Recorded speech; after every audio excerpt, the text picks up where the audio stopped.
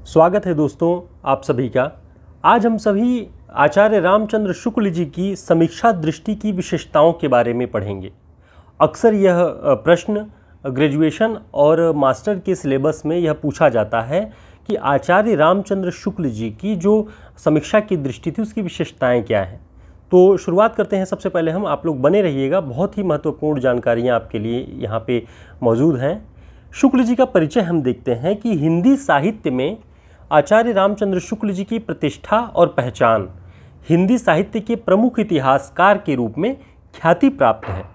हिंदी साहित्य के इतिहास लेखन, हिंदी आलोचना और हिंदी निबंधों की दशा और दिशा को वैचारिक रूप से संपन्नता दिलाने में आचार्य रामचंद्र शुक्ल का महत्वपूर्ण योगदान है। इनका जन्म बस्ती जिले के अगौना नामक गांव में सन 1884 ईस्वी में हुआ।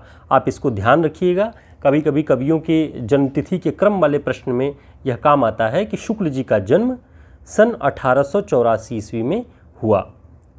बद्रीनारायण चौधरी जी के जो प्रेमघन के नाम से जाने जाते थे, उनके संपर्क में आने पर आचार्य रामचंद्र शुक्ल ने हिंदी साहित्य में लेखन का मार्ग पकड़ा।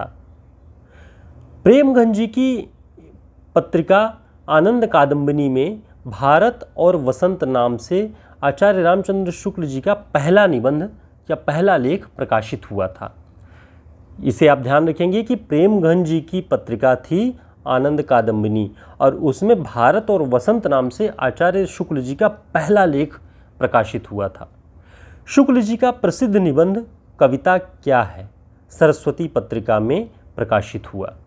तो यह पूछ लेता है कि शुक्ल जी का जो निबंध कविता क्या है वह किस पत्रिका में प्रकाशित हुआ था, तो सरस्वती पत्रिका में। उन्होंने सन 1912 ईस्वी में काशी नागरी प्रचारिणी पत्रिका का संपादन भार संभाला। तो जो नागरी प्रचारिणी पत्रिका का कार्यभार संपादक के रूप में शुक्ल जी ने कब संभाला? 1912 ईस्वी में। तो ये सारे तथ्य आपके लिए बहुत महत्वपूर्ण हैं। आगे हम जो समीक्षा दृष्टि पे बात करेंगे वह भी आपके लिए बहुत ही महत्वपूर्ण है। सन 1937 में काशी हिंदू विश्वविद्यालय के हिंदी विभाग के अध्यक्ष बने थे आचार्य रामचंद्र शुक्ल जी। बीमारी के चलते 2 फरवरी 1941 को शुक्ल जी का निधन हो गया था। तो 1941 में शुक्ल जी का निधन हो गया। इनकी प्रमुख रचनाओं की बात करें तो हिंदी साहित्य का इतिहास, रस मीमांसा, सूरदास, गोस्वामी तुलसीदास, त्रिवेणी आदि इनके जो महत्वपूर्ण रचनाएं हैं। इन्होंने कुछ रचनाओं का संपादन कार्य भी किया, जिसे हम देख सकते हैं जायसी ग्रंथावली, भ्रमर गीत सार, तुलसी ग्रंथावली और कुसुम संग्रह।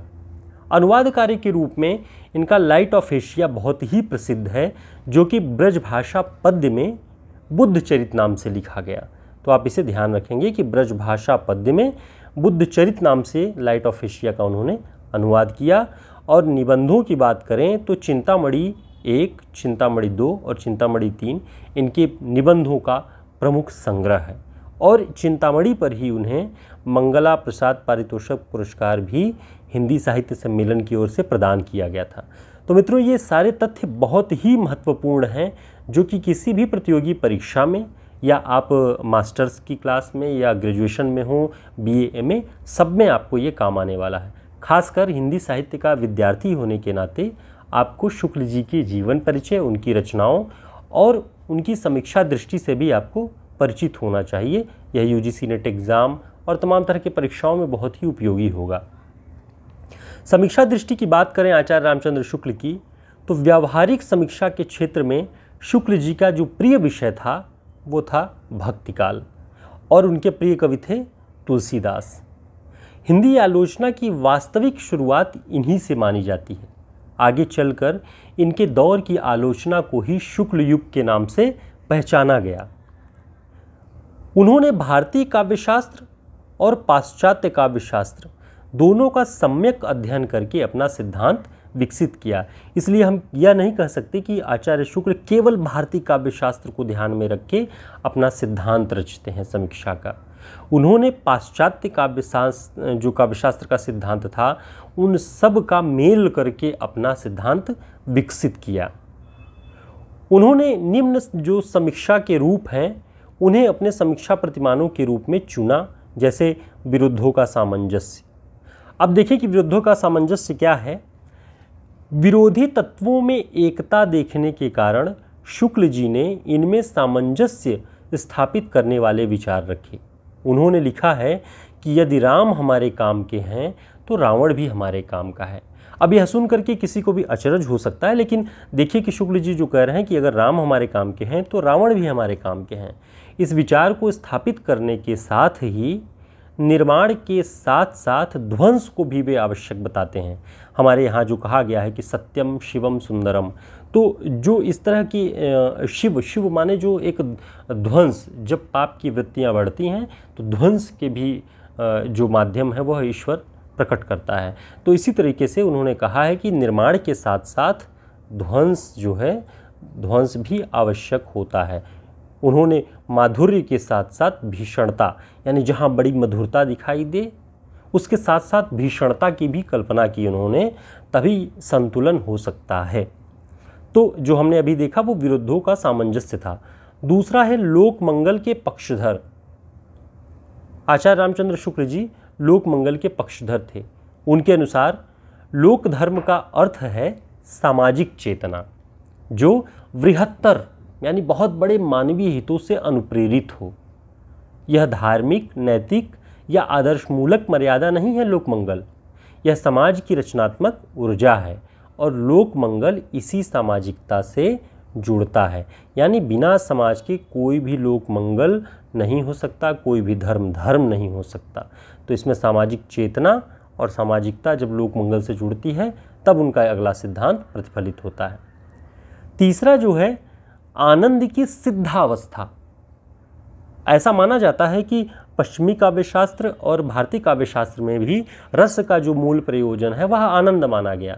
कि जैसे मैथिली शरण गुप्त जी ने भी इसका एक तरह से खंडन किया था कि केवल मनोरंजन ही न कवि का धर्म होना चाहिए, किंतु इसमें यानी केवल मनोरंजन ही ना हो, केवल उपदेश ही ना हो, लोक भावभूमि से जुड़ता हुआ काव्य ही श्रेष्ठ काव्य माना जा सकता है।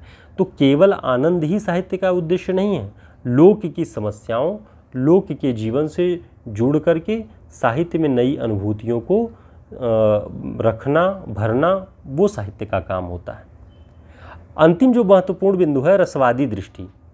हमारे यहाँ भारतीय काव्यशास्त्र में रसवादी दृष्टियाँ, रसवादी आचार्य हुए हैं। एक बड़ी परंपरा रही है रसवादी आचार्यों की। शुक्ल जी रसवादी आचार्य माने जाते हैं। वे काव्य रस का उद्देश्य आनंद ही जो केवल मानते हैं उन लोगों का विरोध करते हैं। जिस काव्य में मानव जीवन की अनुभूतियों के बजाय, देखिए आप, मानव जीवन की अनुभूतियों के बजाय आनंद का ही रचाव प्रमुख हो, उसे वे स्वीकार नहीं करते। वे लोक जीवन में लीन होने की दशा को ही रस दशा मानते हैं। रस की स्थिति लोक जीवन में प्रमुख रूप होती है। अर्थात शुक्ल जी लोक जीवन को, लोक मंगल को श्रेष्ठ मानते हैं और उसी में साहित्य का भविष्य भी देखते हैं, साहित्य की उपयोगिता भी देखते हैं। तो इस तरह से हमने देखा कि उनकी समीक्षा दृष्टि और जो विरुद्धों का सामंजस्य है, दो विरोधी शक्तियों में सामंजस्य करने की जो प्रेरणा, वो महान दृष्टि है उनकी। और हमने उनके जीवन परिचय के बारे में देखा। तो मित्रों, आचार्य रामचंद्र शुक्ल से जुड़ी हुई महत्वपूर्ण जानकारियाँ हम लेकर आपके समक्ष प्रस्तुत थे। उम्मीद है कि आपके लिए यह उपयोगी होगी, और उपयोगी हो तो इसे लाइक और सब्सक्राइब जरूर करें। बहुत धन्यवाद।